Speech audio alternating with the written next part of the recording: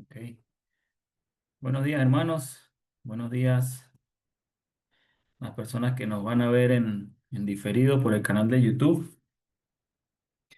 7 de noviembre. Y ya vamos en el libro de Génesis, en el capítulo 45.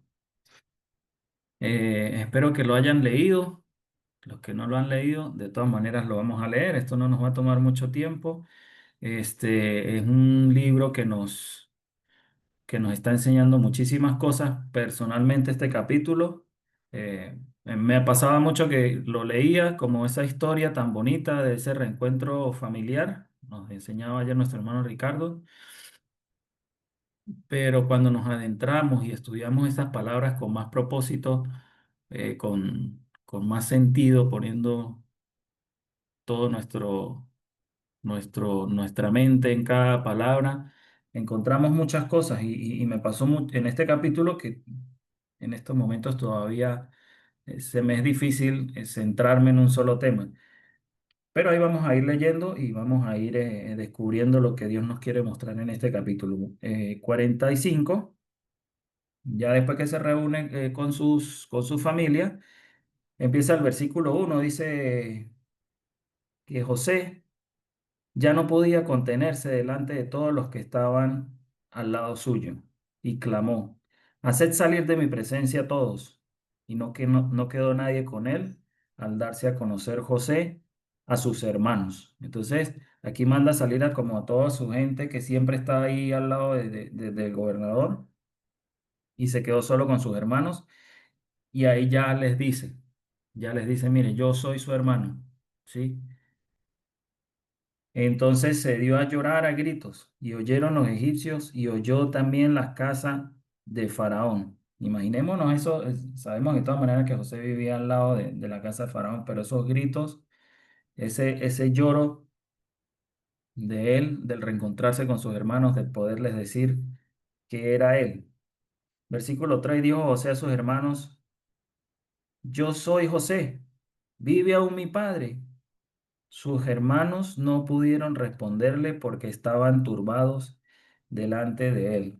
Entonces, miren las prioridades de José aquí.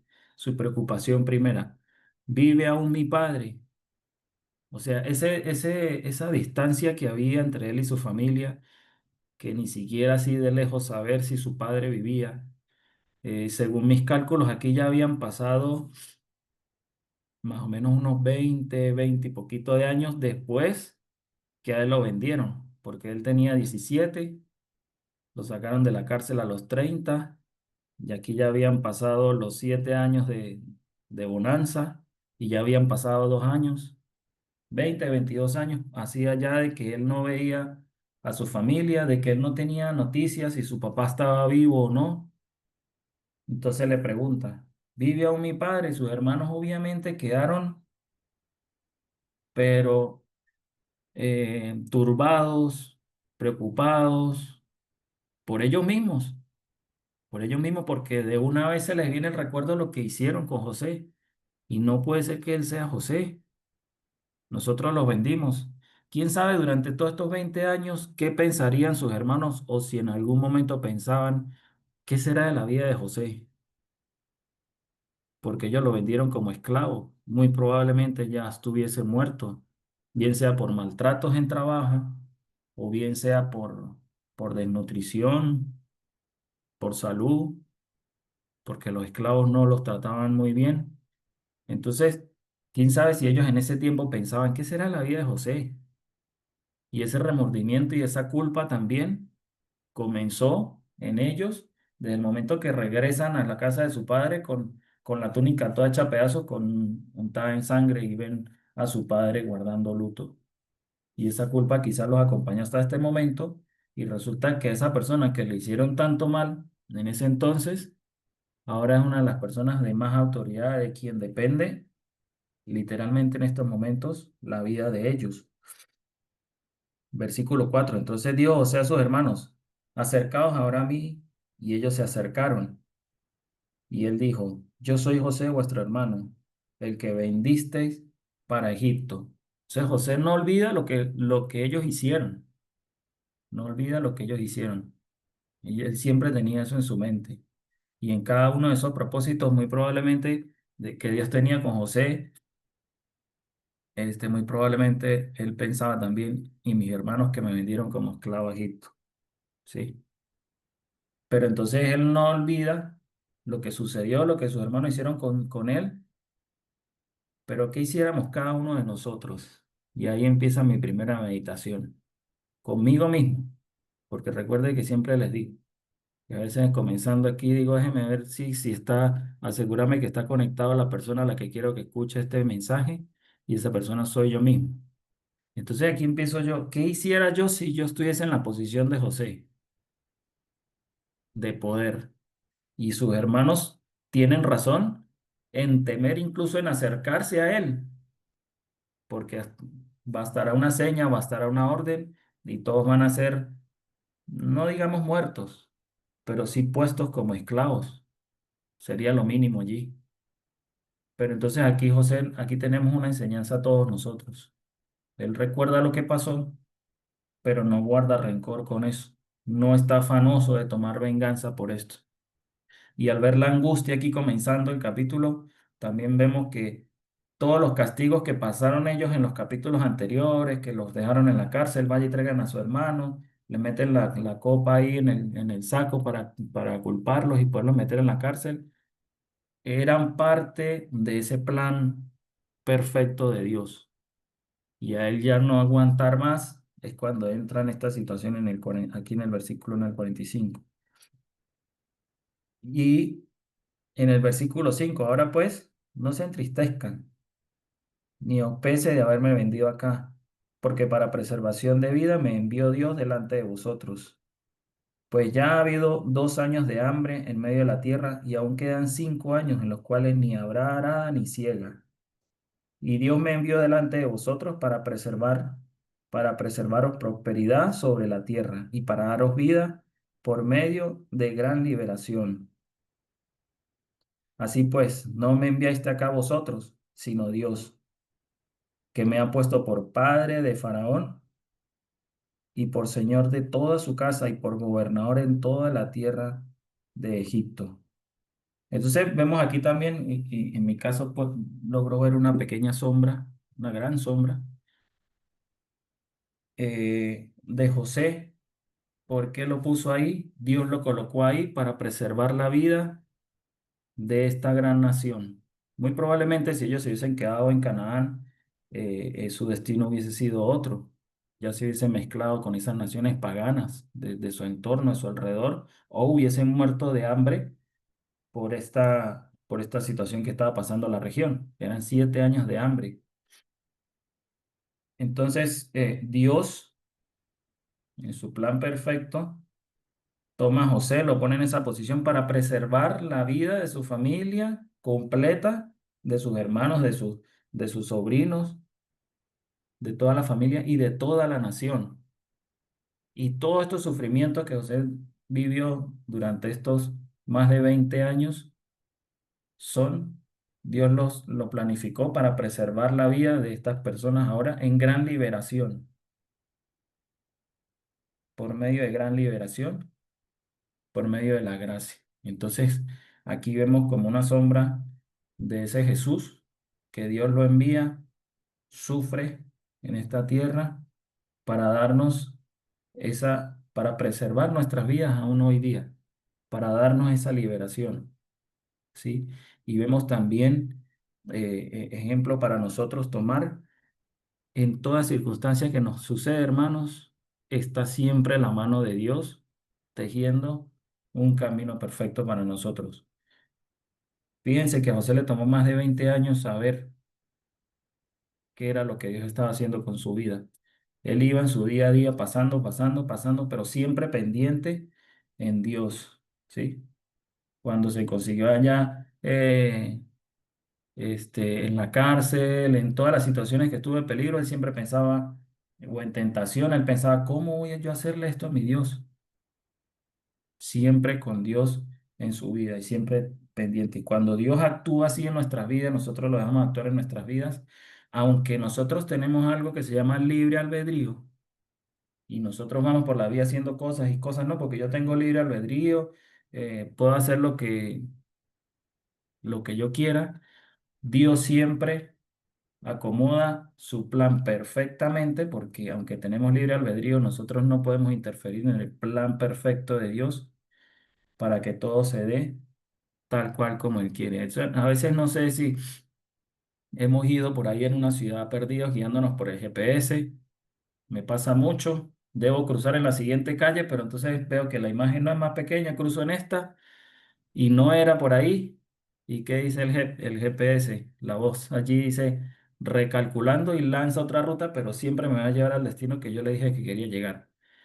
En este caso, a pesar de las decisiones que usted tome, hermano, hoy día, a pesar de los sufrimientos que usted esté pasando por esas decisiones, Dios siempre tiene un plan y nos va a hacer llegar a ese destino que Él quiere, ¿sí? Que es la preservación de nuestras almas, como decía aquí José a sus hermanos, la preservación de la vida en gran liberación. Versículo 9. Daros prisa a ir a mi padre y decirle, así dice tu hijo José, Dios me ha puesto por señor de todo Egipto. Ven a mí, no te detengas. Habitarás en la tierra de Gosén y estarás cerca de mí, tú y tus hijos y los hijos de tus hijos, tus ganados, tus vacas, todo lo que tienes. Y allí te alimentaré, pues aún quedan 5 años de hambre, para que no perezcan de pobreza tú y tu casa y todo lo que tienes. Estamos en el versículo 11, el 12.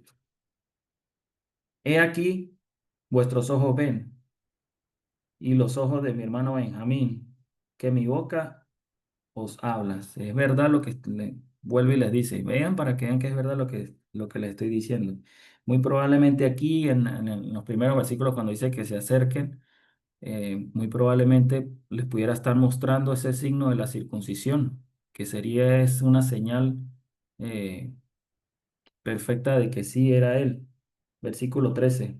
Haréis pues saber a mi padre toda mi gloria en Egipto y todo lo que habéis visto y daos prisa y traed a mi padre acá. Y se echó sobre el cuello de Benjamín su hermano, y lloró también Benjamín, lloró sobre su cuello, y besó a todos sus hermanos, y lloró sobre ellos, y después sus hermanos hablaron con él.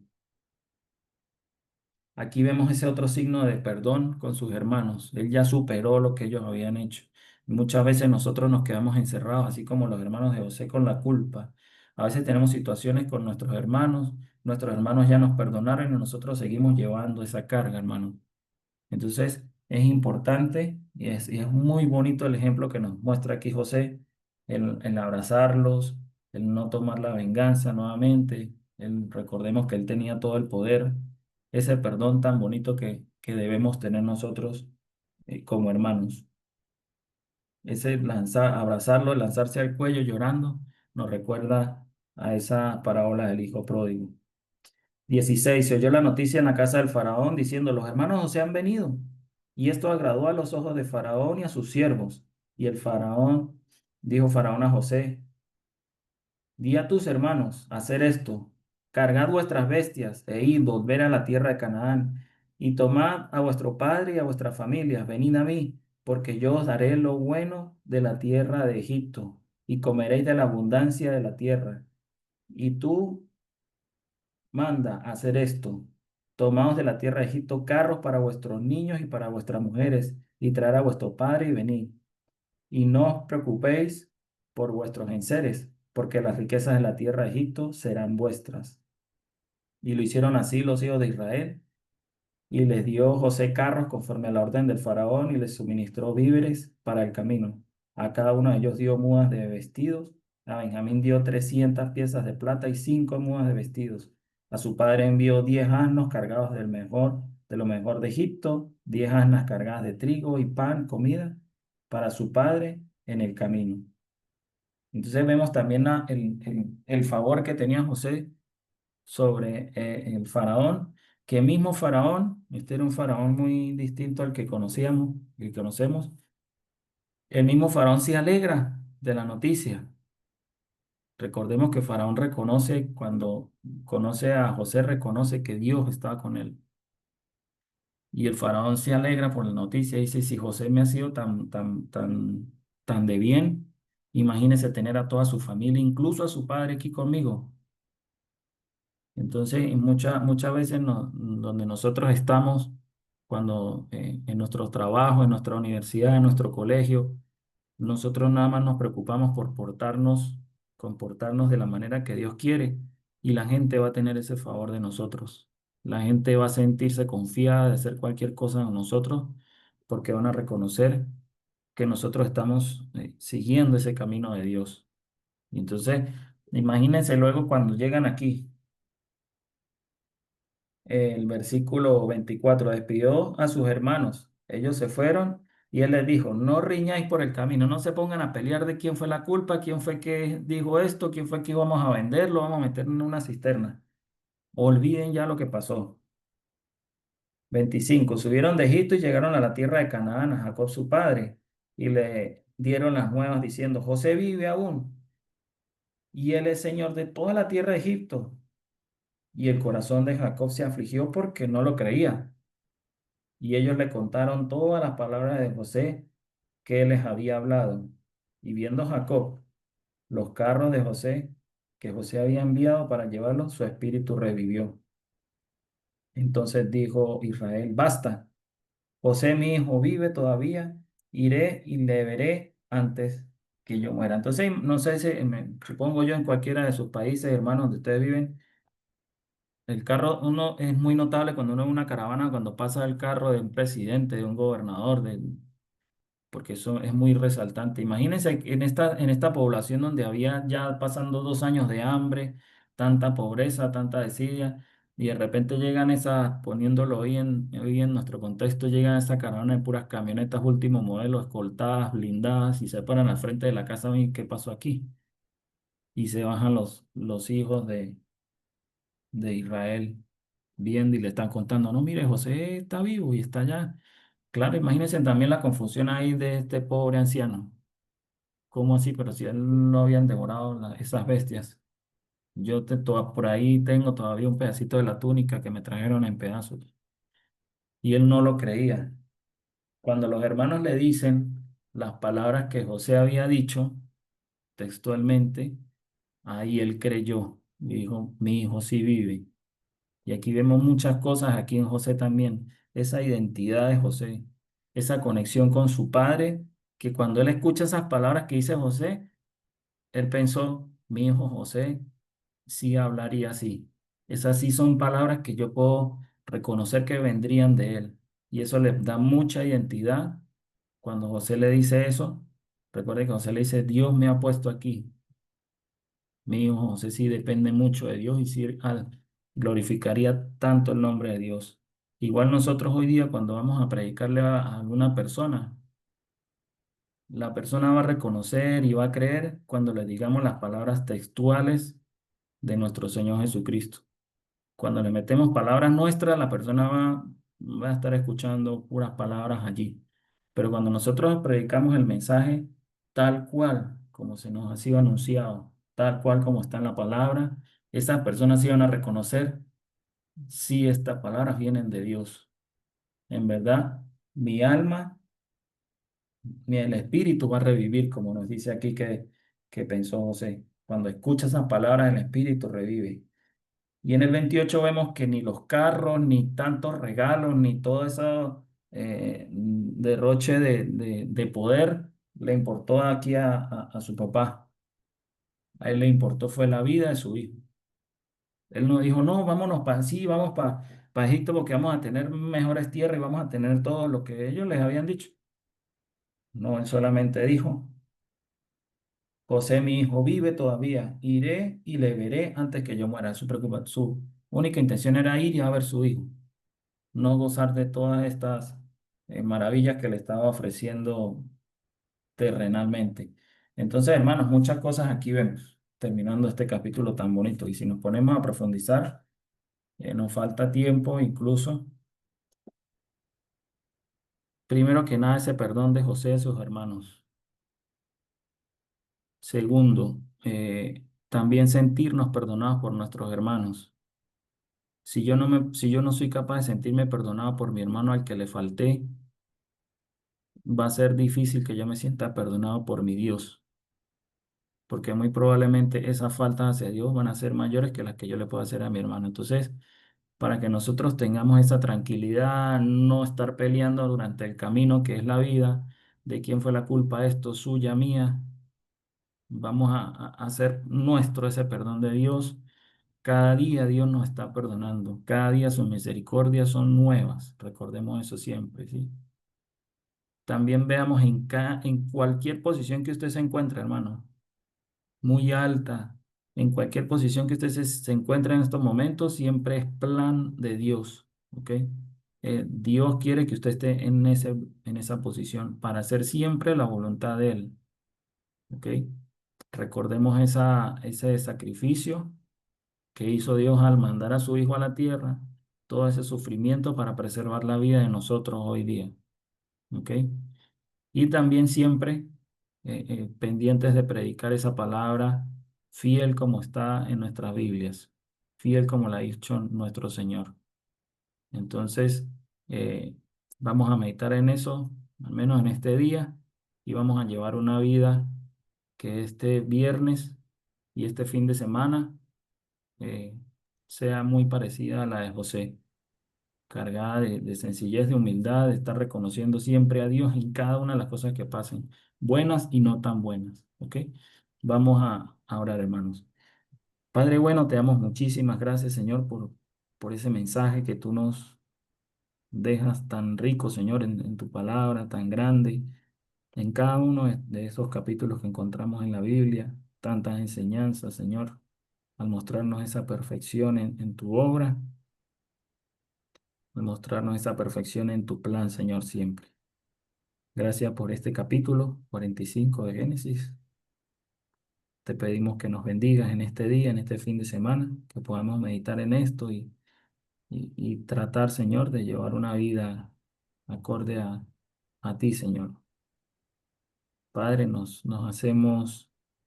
tomamos de ese perdón que tú nos das para sentirnos perdonados y vivir tranquilos una vida como tú quieres que la vivamos, Señor, para buscar siempre hacer el bien, Señor, y no quedarnos en nuestras mentes presos de la culpa, de las cosas que alguna vez hicimos por nuestras decisiones.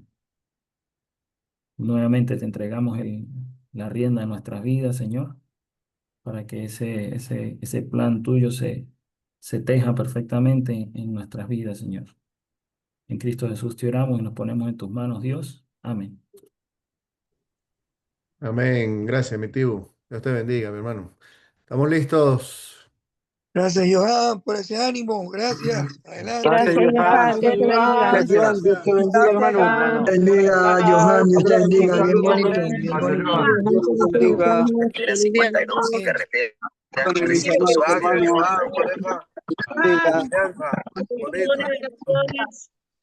Gracias, Johan. Hola, Fanny, buenos días. Buenos días para todos. Buenos días. Carriles de la izquierda. Nos vemos, nos vemos. Fin de semana. Luisito, Chao, chao. Luis Machuca, ya está incluido. Gracias a Dios. Parece un bombero, Recortadito. Sergio. Haciendo calor.